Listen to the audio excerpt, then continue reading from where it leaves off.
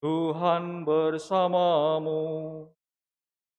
Dan bersama rohmu.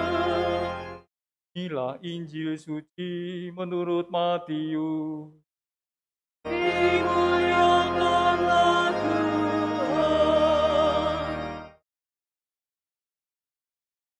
Dalam khotbah di bukit, Yesus bersabda kepada murid-muridnya, "Kamu adalah garam dunia. Jika garam itu menjadi tawar, dengan apakah ia diasinkan? Tidak ada lagi gunanya selain dibuang dan diinjak-injak orang. Kamu adalah terang dunia. Kota yang terletak di atas gunung tidak mungkin tersembunyi. Lagi pula orang tidak menyalakan pelita lalu meletakkannya di bawah tempayan, melainkan di atas kaki pelita, hingga menerangi semua orang di dalam rumah itu. Demikianlah, hendaknya terangmu bercahaya di depan orang, agar mereka melihat perbuatanmu yang baik dan memuliakan Bapamu yang demikianlah sabda Tuhan. Terpujilah Kristus.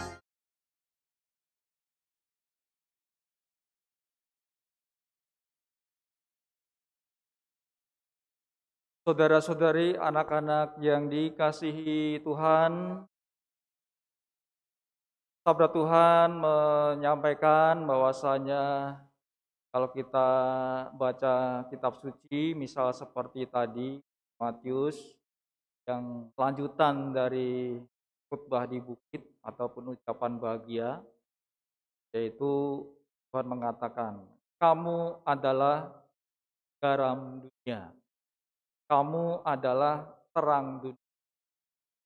Tuhan mengatakan demikian. Maka kalau kita baca kitab suci, pasti kalau Tuhan mengatakan kamu adalah terang dunia, kamu adalah garam dunia, kita sebagai orang yang beriman Katolik, beriman kepada Kristus, kita ini adalah garam dunia dan terang dunia. Bagaimana kita ini jadi garam dunia, kita sudah menjadi terang dunia. Kita kan manusia, garam kan benda.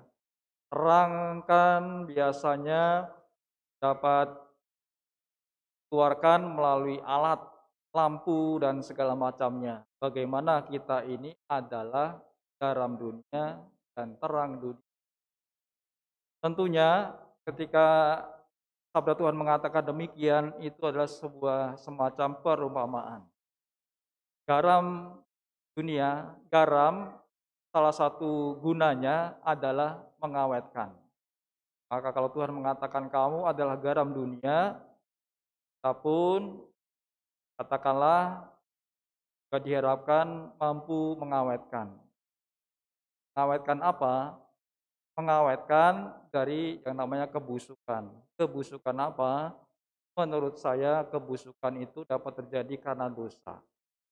Kalau kita ini beriman kepada Kristus, kita adalah garam dunia.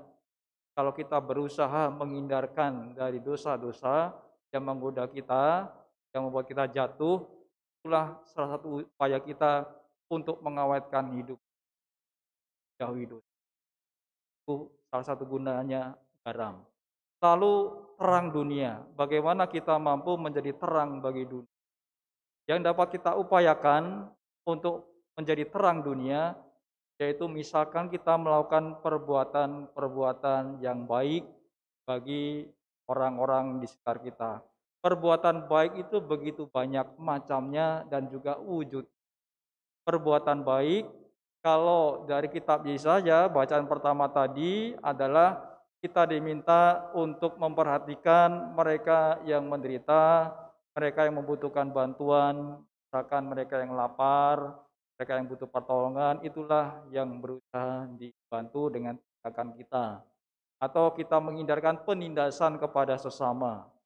Atau kalau misalkan kita menjadi terang dunia, untuk kemudian orang dapat melihat perbuatan baik kita, misalkan kita menghindarkan perbuatan yang membuat bikin kekacauan di sekitar kita.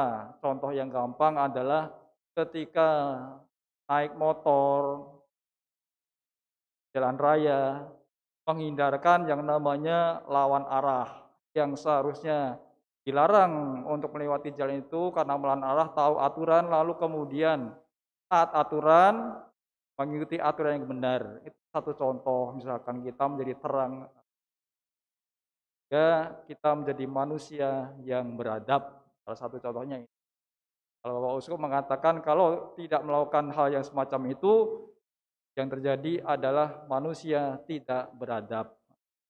Maka saudara-saudari seperti orang Katolik, Tuhan sudah mengatakan kita adalah garam dunia, kita adalah terang dunia, maka kita berusaha kalau kita beriman kepada Kristus, kita upayakan untuk melaksanakan sabda itu dalam hidup kita setiap saat.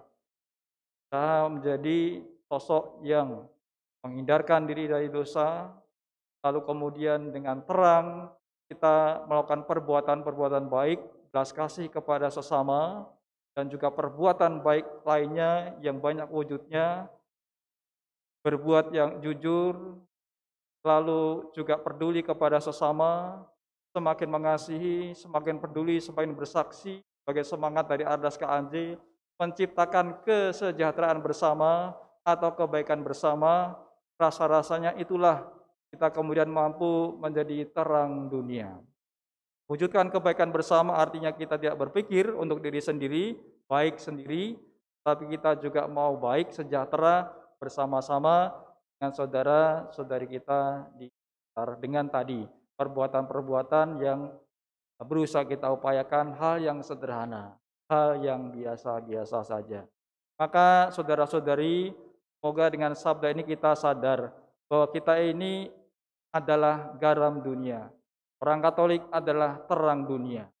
Jadi bukan kemudian kita menjadi garam dunia, menjadi terang dunia, tapi kita